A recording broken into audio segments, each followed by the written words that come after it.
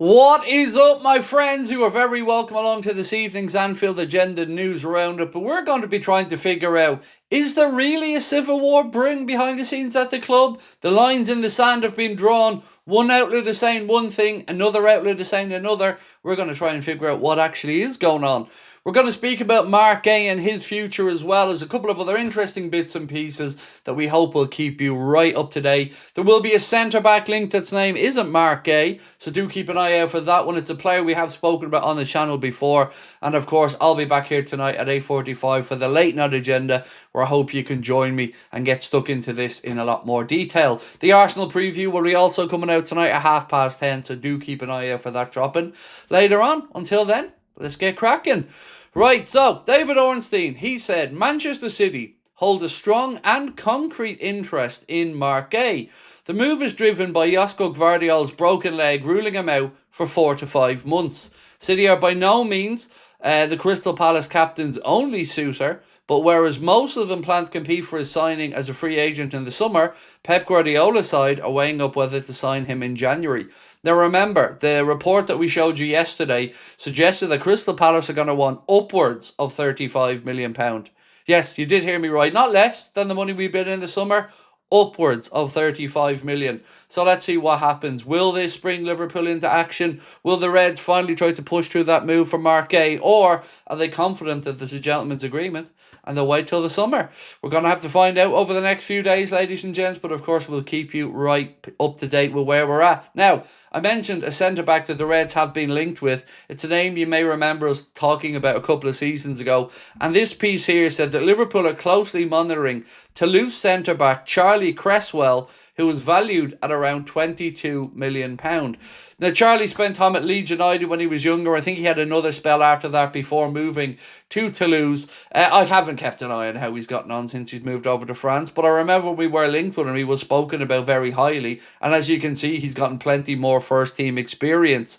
£22 million would be very good business for somebody who has so much first-team football, particularly at a decent level there with Toulouse over in France. It's at Field Sport, at FIL Sport, are the source on this one. Credit to Anfield Edition who posted it as well. So do keep an eye on that situation. I'll try and find out more before we talk tonight at 8:45. Now, Bradley Barcola. So he's a name that came up in the conversation around the proposed civil war between Arne Slot and Richard Hughes at the club.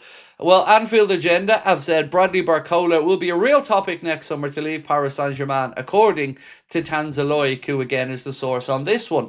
Now, that doesn't mean that Liverpool are going to sign him. We do know that, according to the piece from Anfield Watch, Liverpool have been keeping close tabs on Bradley Barcola and are looking to try and strike a deal to bring him in as the long-term Luis Diaz replacement, except maybe we aren't. Maybe it is going to be Rio Ngamoa. Again, I will fill in the gaps on that one in a moment, but I want to know where you're at with Bradley Barcola. If he was to come to Liverpool in the summer, would you be happy? The more this link has gone on for me, the more I've kind of swayed over to yes. I do think he is frustrating. I do think he can miss too many chances before scoring. But then again, if you look at the XG stats of players we've signed before, they've come in, no better example than Hugo Ekitike this summer, who was coming in underperforming his XG stats at Eintracht Frankfurt and has now come in and absolutely changed that around at Liverpool. Maybe Bradley Barcola can do the same, and maybe this is Liverpool looking at somebody they think has been undervalued and somebody that with the right training groundwork and the right development could become an even bigger star. So then let me know your thoughts in the comments. Right, James Pearce, speaking about trainee only, and James Pearce has said trainee only is viewed as an important part of Arne Slot's plans. And look, I've got no problem with that whatsoever. I think he should be. I'm a fan of trainee only. I do think he needs to put on a little bit more lean muscle. I do think he needs to bulk up a little bit more, and I do think he needs to become a little bit stronger, and that will come naturally as he gets a little bit older. I think it was Leicester City we brought this kid in from. Now, excuse me if I'm wrong on that one. I'm going back a few years, but always somebody who, when I've seen him on the pitch, screams first team player to me. I really do back trainee only, and I'm no problem whatsoever with hearing that he's an important part of Arne Slot's plans. But we've got to start giving these guys actual minutes on the pitch, right? And not just keep talking about them. So let's talk about this. Again, this comes from our friends at Anfield Watch. They say, the club's hierarchy has made it clear they expect academy players to be integrated into the first team setup. Slot insists he needs players for the now and has little interest in working with the club's academy stars to try and develop them. Hence the title of today's thumbnail, Does he care? Does he really care about developing youth players or not? Well, some people are going to say yes, he does, and other outlets are going to say no, he doesn't. But I want to put it up to each and every one of you to make your own mind up on it.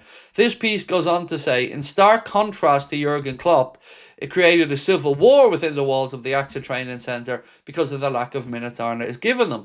Liverpool's academy staff and hierarchy have made numerous attempts to get Slot to try and get involved more with younger players. Now, this next piece is very damning. It said Anfield Watch understands that the club tried to coordinate under-21 sessions to take place simultaneously with the first team last month to try and organise an academy showcase designed for Arne Slot and his first team coaching staff to have a look at the best talents currently at the club's academy. But guess what? Anfield Watch goes on to say, however, Anfield Watch understands that while some first team coaches were present, Arne Slot didn't attend himself. Now that is damning if true, right?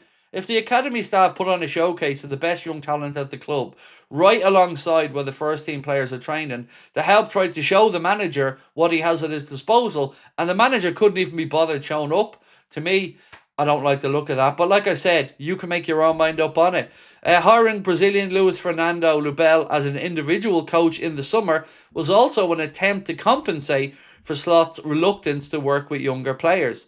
This is very much pushed back against by Jack Lusby, and this is Anfield. Now, I think there is a line in the sand, like I said, to people who are very friendly and sympathetic to what the club want to push out there, and people who want the truth to come out there and want to just have their say regardless of how the club views them or labels them. I would put myself into the latter category, but with this one, I'll let you decide between the Anfield Watch and the This is Anfield piece, because Jack Lusby writes, and again, nothing against Jack Lusby, I think he does good work. Jack writes, hearing Liverpool are baffled by today's claims of a civil war.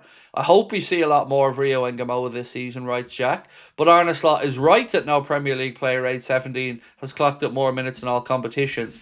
That's a bit of a cherry-picked stat, though.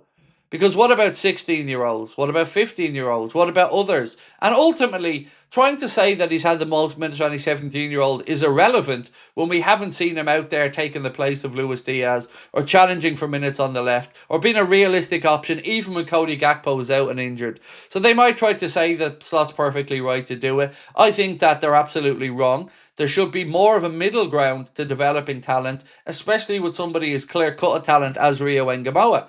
So, this is Anfield said that they understand sources close to the situation are baffled by the reports.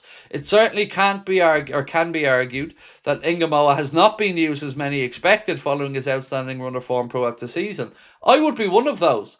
I've no problem with a young player not playing every minute of every game. Of course not. I'm not an idiot. But I do expect him to get 30-35% of the minutes, especially when we've weakened the area of the pitch that he's to compete in by getting rid of Luis Diaz. Now we have a Cody Gakpo, another player with no pressure on his shoulders, nobody breathing down his neck, and again, Mohamed Salah being benched, looking at this going, well, Cody's not getting dropped. He's not performing. Like I said, it's just not a good look. And for me, it's just yet another thing involving the manager that leads to frustration and division. So I've given you both sides of this debate, with the Anfield Watch side where they say that there's a civil war breaking out behind the scenes, the This is Anfield side, which is trying to placate and say that, you know, there is no civil war. It's very understood.